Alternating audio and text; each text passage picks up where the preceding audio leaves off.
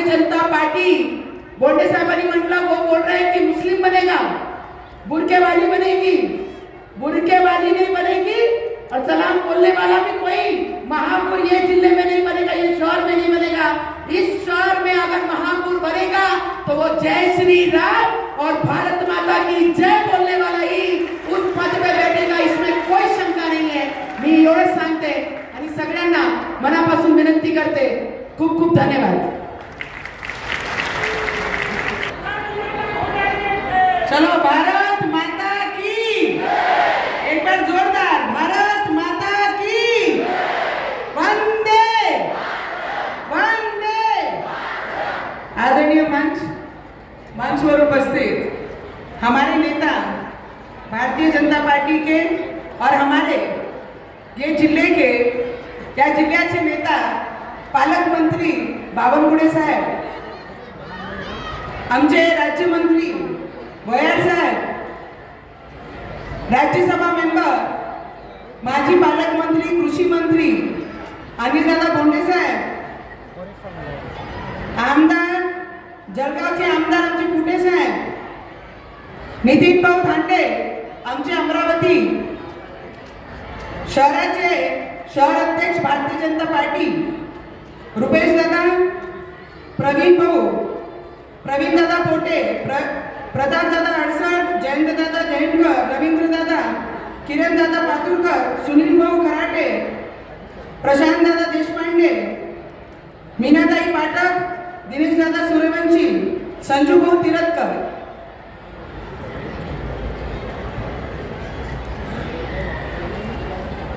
बोंडे भाऊ, मी मोर्शी फिरून आली आहे, मोर्शी मध्ये माझी सभा झालेली आहे आणि काही लोकांच्या नावाने जरी कमळ असन तर नवनीत राणाने इमानदारीचा दुपट्टा कमळ गळ्यात घातला आणि भगवा प्रत्येक रक्तामध्ये आहे। कोणाचे बोलायची आणि याची गरज नाही आहे, पण एक गोष्टी मी नक्की सांगेन, बावनकुळे साहेब आमचे नेते आहे, दादा तुम्ही आमच्या मतदारसंघासाठी आणि आमच्या सारख्या कार्यकर्त्यांसाठी तुम्ही जीवाचा रान केला लोकसभामध्ये, तुम्ही जीवाचा रान केला या जिल्ह्यामध्ये विधानसभेसाठी, प्रवीण तायडे सारखा साधा कार्यकर्त्यांना निवडून आणण्यासाठी तुम्ही जे मेहनत केली, आम्ही दर्यापूरमध्ये मतदारसंघामध्ये जे मेहनत केली युतीसाठी, दिवसामध्ये तुम्ही जे मेहनत केली, रवीजींसाठी जी मेहनत केली, महायुती अमरावतीमध्ये ज्या लोकांना अमरावती शहरामध्ये महायुतीचे पहिले लोकसभामध्ये मोदीजींचा फोटो, आमचे लोकसभाचे वेळी फोटो चालत नव्हता आणि तेव्हा महायुतीमध्ये आमचेच भारतीय जनता पार्टीचे लोकांनी महायुतीची उमेदवाराला पूर्ण ताकदीने मदत केली, पाठीशी उभे राहिले आणि त्यांना महायुतीचा आमदार तिथे बनवला। ज्या व्यक्तीला लोकसभामध्ये बॅनर चालत नव्हता, त्यांचा फोटो आमच्या कमळाचे सिंबलवर चालत नव्हता, त्यांनी आम्हाला काही सल्ला देऊ नये। भारतीय जनता पार्टी या देशाची सगळ्यात मोठा पक्ष आहे आणि कालही होता, आजही आहे आणि भविष्यातही सुद्धा राहणार आहे। कोणी किती म्हटलं तिजोऱ्या कोणाकडे आहे तर त्याचा मुख्यमंत्री आमचे देवेंद्र फडणवीस जी आहे आणि आमचे इमानदार पालकमंत्री म्हणजे आमचे बावनकुळे साहेब या पूर्ण जिल्ह्यामध्ये आणि आमच्यासारखे कार्यकर्ता।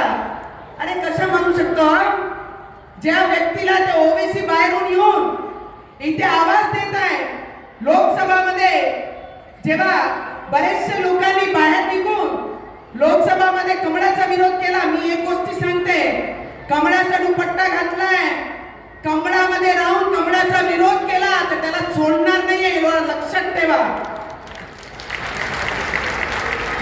कोणी असेल मग, आमचे नेते आमच्या समोर बसलेले, आमच्या मंचावर बसलेले आहेत, त्यांना सुद्धा मी हेच विनंती करत, ज्यांनी ज्यांनी जे जे जेव्हा जेव्हा काम केलं त्यांच्या विरोधात आपल्याला काय करायचं आहे ते खुलेआम है। अरे भगवे का रंग इतना फीका नहीं है कि 4 दिनों के लिए भगवा बेचकर किसी और का काम करेंगे, पर जो भगवे के साथ बेईमानी किया उसको भी छोड़ने वाले नहीं है, इतना याद जरूर रखना।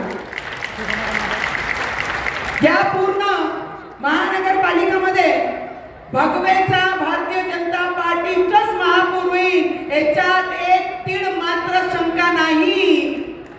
जे बेईमान आहे त्यांना भीती राहणारच आहे, कारण त्यांनी भगवे सोबत बेईमानी केली आहे.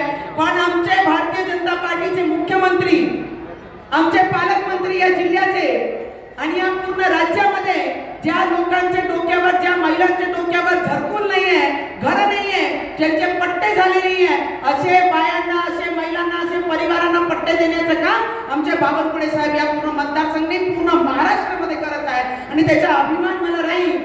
महिलांना पैसे नको, चांगलं जेवण नको, पण ज्या घरात ते राहतात त्या घराची छत हा पक्की राहिली पाहिजे, त्याकरिता भारतीय जनता पार्टी काम करत आहे. देशाचे प्रधानमंत्री ज्या पद्धतीने प्रत्येक गोष्टीसाठी लढत आहे, लोकांनी म्हटलं 400 पार लोकसभामध्ये एक जर अमरावती हरलो तर काही फरक नाही पडणार.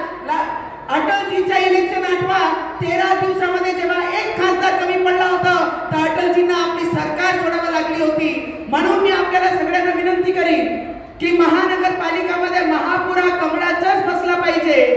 या प्रत्येक एरियामध्ये, स्लम एरिया असो की स्टँडर्ड एरिया असो, दादा आपल्याला मी एवढीच विनंती करीन की सीसीटीव्ही कॅमेरा प्रत्येक गल्लीमध्ये, जी माझी आई बहीण मजदूर वर्ग आहे, जे आमच्या मुली रात्री बेरात्री क्लासेस जातात, कॉलेज जातात, त्यांची सुरक्षासाठी प्रत्येक एरियामध्ये सीसीटीव्ही कॅमेरा हा उपलब्ध झाला पाहिजे. आमचे लहान लहान मुलं ज्या ग्राउंड मध्ये खेळतात त्यांच्यासाठी खेळण्या प्रत्येक ओपन स्पेस मध्ये जर आपण उपलब्ध करून दिल्या तर आमचे लहान लहान मुलं या पूर्ण क्षेत्राचे त्यांना खेळण्यासाठी एक जागा हवी. बुजुर्ग लोकांचे वॉकिंग ट्रॅकची अपेक्षा करतात, ते ट्रॅक आपण करून दिलं पाहिजे. मी बावनकुळे साहेबांचा आणि मुख्यमंत्री साहेबांचा अभिनंदन आणि धन्यवाद सुद्धा कराल की जी महानगरपालिकाची बिल्डिंग आहे, इमारत आहे, ती किती वर्षापासून असे जुनी खंडार पडली होती, त्याकरिता आमची भारतीय जनता पार्टीने 100 कोटी दिले आणि त्या 100 कोटींनी येणाऱ्या भविष्यामध्ये महानगरपालिकाची इमारत उभी राहील. त्याच्यासोबत या जिल्ह्यामध्ये अमृत 2 फेज मध्ये 1000 कोटीपेक्षा जास्त पैसे केंद्राने पाईपलाईन साठी उपलब्ध करून दिले आहेत. जिथे जिथे पाण्याची समस्या राहते, 3-3, 4-4 दिवस पाणी येत नाही, ते प्रत्येक एरियामध्ये, प्रत्येक घरापर्यंत पाण्याची पाईपलाईन, पाण्याची व्यवस्था पोहोचली पाहिजे. त्याकरिता केंद्राकडनं 1000 कोटीचा प्रस्ताव पास करून येणाऱ्या काळामध्ये त्याचे काम सुरू होईल. मी आपल्याला एवढीच विनंती करेन की कमळासोबत राहा.